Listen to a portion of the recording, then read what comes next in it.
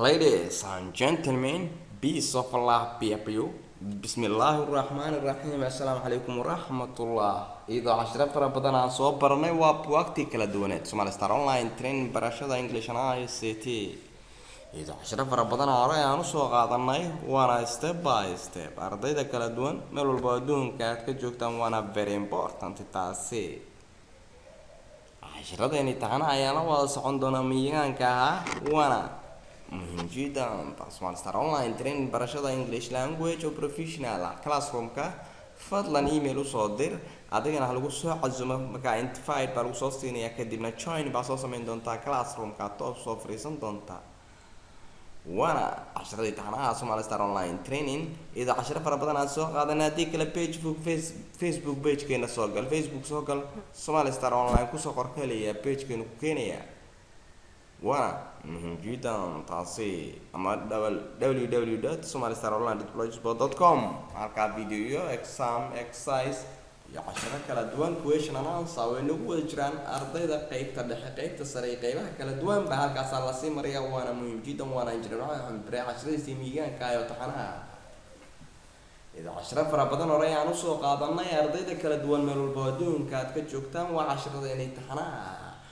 waxaan sii maraynaa lesson 60 baan soo gudbaynaa maadaama aan soo qaadanay lesson 59 ilaa lesson 1 lesson 60 buuga ka tirsanaa silsiladan iyo concept English baan ku guda jirnaa practice and progress cashiradeenii halkaas sii marayaan waana muhiim jiddan taasi ida cashiro fara badan hore aan u soo qaadanay halkaas la sii marayaa waana step by step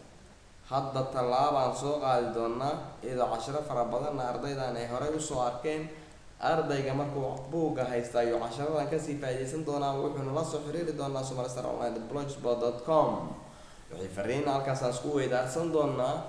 arday walba oo jecel cashirada halkaas kasii faa'iidaysan doonaa step by step baan u wada qaadan doonaa waxaan soo gudageli doonaa marka cashirkeena maanta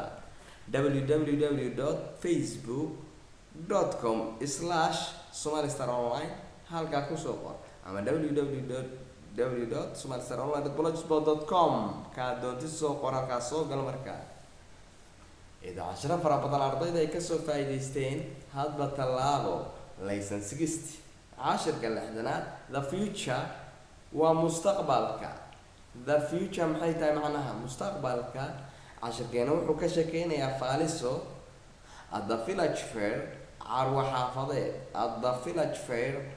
carwo xaafadeed waxaana yiraahdaan xawalay oo kale xawalay meel isugu timid ama dheh haddaa doonto rag iyo dumarba xawalay iyo isugu yimi rag iyo dumar carwo isugu yimaadeen oo laakiin carwo xaafadeeda xaafadda markaa ku qabtaan aad ku samaysanaysaan oo kale xaflad oo aan ahayn xafladahan oo la yiraahdo ay yiraahdaan dumarka badanaa u badan oo xaafadaha inay xaflad ku qabsadaan isugu yimaadaan badanaa xawalay isu timid baan la dhahaa Soomaalidu waxay yiraahdaan xawalay isu timid ama rag iyo dumar isu yimi waa carwo xaafadeeda laakiin abayo ma yiraahdaan reexama at the village fair carwo xaafadeed I decided go-aan baan ku gaaray to visit inaan booqdo Fortunate Taylor faaliso kooled loogu yeero Madam Bilniski la yiraahdo at the village fair carwo xaafadeed waxaa walay isugu timid iyo ragba I decided waxaan go-aan ku gaaray to visit inaan booqdo Fortunate Taylor faaliso kooled loogu yeero Madam Bilniski loogu yeero I went waxaan aaday ama into the hair tendadeedan galay and she told me waxay ii sheegtay to sit down inaan iska fadhiisto after I had given her some money kadib markaan xoogaa lacaga siiyey markaan siiyey heeryada some money xoogaa lacaga she looked waxay fiirisay into a crystal ball quraarad dhala ah ama kubad oo dhala ah and side waxayna igu tiri a relation qof qaraaba kula of yours adiga is coming ayaa imaanayo to see suu ku arko you adiga. She will be arriving waxayna imaan doontaa qoftaasi this evening galabnimadan and in intends waxay maanka ku haysaa to stay inay kula joogto for a few days dhowr maalmood. The moment isla waqtigan you leave aad ka baxdo ama aad ka tagto this tendadan you will get a big surprise waxaa la kulmi doontaa cajaa'ib. A woman gabar you know well oo aad u taqaan. A woman gabar you know well aad u garanayso will rush towards ayaa isku kaa soo qaadi doonto. rush hour haddaan ku idhaahdo waa saacadda zaxmada saacadda rawaxaad oo kale oo mashquulka suuqa u yahay. rush towardsna waa qofka xabadka kugu soo qaata. rush towards ayaa isku kaa soo qaadi doonto. She will speak way kula hadli doontaa to you adiga and then intaa kadib she will lead waxay ku hogaamin doontaa you adiga way inay isla baxdaan from this place a ka tagtaan meeshan. That's all waa inta faalkaaga oo kale. That's all waa inta faalkaaga. As soon markiiba I went outside banaanka aan u baxay I forget waan iska ilaawi all about Madam Berenice wixii aan kala soo kulmay faalisadii Madam Berenice ahayd because sababtoo ah my wife xaaskayga Harriet ayaa towards ayaa isku kay soo qaaday mi aniga. Where have you been hiding? Halkee baad isku qarinaysa? She asked ayay weydiisay impatiently si samir daraa your sister walaasha will be heard halkaan ay joogtaa in less in ka yar than an hour wax saacad ka yar ayay halkaan la joogtaa weeye. And we must be at the station waa inaan saldhigga muxadada baabuurta. Station waa saldhigga treenada waa inaan tagnaayo kale to meet saan ula kulanno heeryada. We are late waanu daanay already mar horaba. As she walked away waanu baxnay. I followed anoo raacay heeryada out of the fair xafladii waan ka baxnay. xaafadeedii waan ka baxnay. Compression pre-say and composition. Compression pre-say soo koobid samee. Answer ka jawaab this question su'aalaha in not more than 80 words si ka badan 80. Kuma did the writer qoraaga visit uu booqday at the village fair markuu tagay xaafadeedii. Did she tell him you sheegtay taasi relation qof qaraabo la ah was coming inuu imaanaya to see him inuu asiga arko ornooda maya. Who will speak to him la hadlay when he left uu ka tagay the tendada ka baxay will he follow her miyuu raacay out of the fair ayuu ka baxay xafladda ornooda maya. Key structure-ka waa grammar bontiga casharada buugani u gaarka u yahay. At the moment isla waqtigan you leave aad ka tagto this tendada you will get a big surprise waxaa la kulmaysaa cajaa'ib. Do you remember ma xasuusataa this sentence yadan key structure 9 baa ka fiirin doontaa. I am going to travel by air waxaan ku safri doonaa diyaarad. You will enjoy waad ku raaxaysan doontaa yourself naftaada if you travel hadaad ku safarto by sea badda. Now hadda study balbaro this sentence yadani carefully si taxadira instead of saying waa sidaan dhihi karno we can say waa saan u dhihi karno waxaad dhihi kartaa waxaan dhihi karno way he will arrive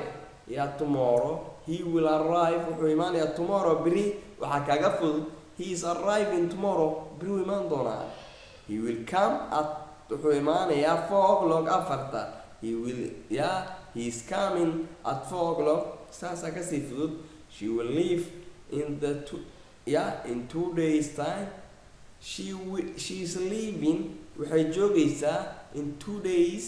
2 maalmood. Special difficulties-ka waa grammar bontiga cashirka ku jiro. At the village fair xaafadeeda decided waxaan go-aan ku gaaray to visit inaan boqdo Virginia Taylor Faaliso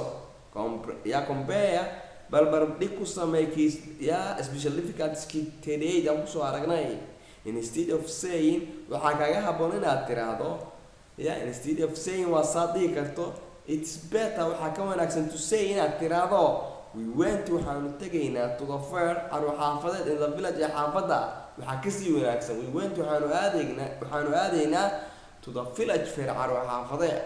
exercise-ka balaarak saddexdan exercise sida loo bedelayo halkan wuxuu kugu yidhi write qor this sentencedan again mar labaad express si dhaqsa ah ama si express degdeg ah the phrases weeraha in the italics farta jiifta ku qoran in the different way hab ka duwan habkan u qor adiga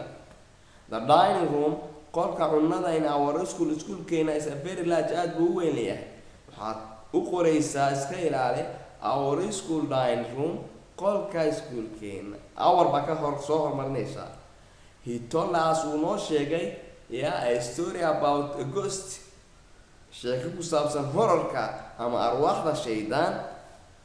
maxaa dhihi kartaa marka he told us wuxuu noo sheegay about ghost story sheeko ku saabsan baad u bedelaysaa arwaaxda ama horarka she gave me way siisay a present hadiyad to my birthday maalinkii dhalashadayda ciidul milaadkaygii maxaa dhahaysaa marka she gave me way siisay my birthday present hadiyad loogu talagalay maalinkii dhalashadayda we stopped waanu istaagnay at an inn meesha waxaanu istaagnay meelaha lagu gado musakaraadka in the village ee xaafadda inkiiba waa meelaha musakaraadka lagu gado buushashka ama meelaha yaryarka ah weeye maxaad dhihi kartaa marka we stopped waan istaagnay the village inn meelaha musakaraadka xaafadeena lagu gado iyadoo cashiro fara badan aan soo faa'iidaysanay waa Somali Star Online Training Professional English Language Tutorials waana injineer maxamed barre casharadiisii miigaanka ahaa halkaasaan sii maraynaa maanta laysan 16 aan qaadano waxaan kusoo durwaanaynaa somalistaronline.blogspot.com exam waa ka raadin karnaa halkan waxaan kasoo degsan karnaa examka rabno iska sii qaadi karnaa waana muhiim jiddan taasi idaan soo gali karno page-ka Facebook aan ku leenahay ardayga Facebook isticmaalayo wuxuu kusoo qorayaa Somali Star Online asoo searching-ka Facebook kusoo qori doono halkaasuu naga soo helayaa waana muhiim jiddan taasi waana injineer maxamed barre casharadiisii miigaanka ahaa iyo taxanaha halkaasaa la sii maraya waana very important cashirka 6aad baan maanta qaadanay sida uu dhaqsiyaha badan cashiradeena waa soo gabagabayn doonaa buugga 30 iyo dhowr cashir ayaa ka haray sidaa darteed fi amaan Allah والسلام عليكم ورحمة الله.